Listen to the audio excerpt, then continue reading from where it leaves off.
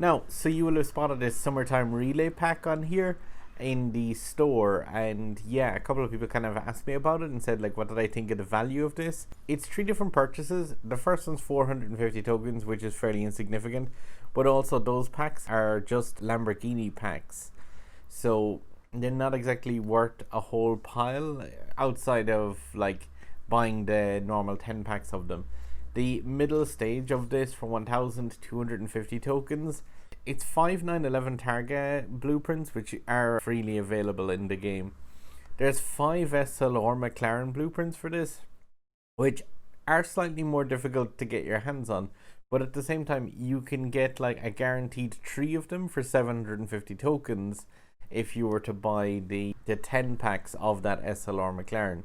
So this one is definitely not worth it. And then finally, for 9,000 tokens, yeah, they have 30 blueprints for LaFerrari Aperta. Now, I would strongly advise against this because of just the crazy cost of that to be taken into account.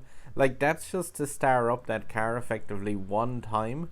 You're talking about a single star rating for a car for 9,000 tokens. And yeah, don't forget the fact that like this is in a game where outside of special offers and stuff, for that you will need to buy this microtransaction 4 times for the 11,000 tokens that it's going to cost in total to be able to get all 3 of those things. So you're talking about a microtransaction for a single star of that Aperta, which is 400 euros. And yeah, people were just asking me kind of like what I thought of the value of it, and I said like, yeah, it's insane. For context, I said I'd take a look and see.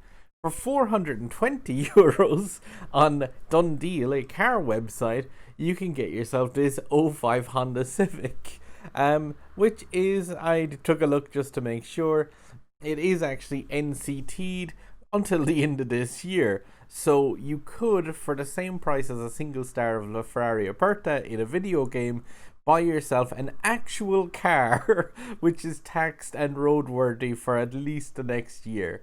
So yeah, that's what I think of the value of this. It's insane. Like, I definitely would not go with that microtransaction for a few reasons. One, the cost is just nuts.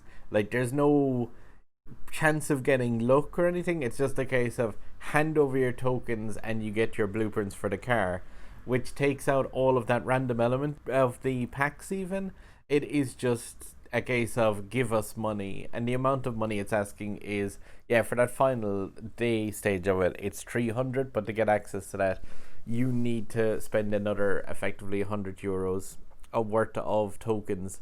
So yeah, I can't recommend enough how insane a cost that is for an upgrade to a car in a video game even.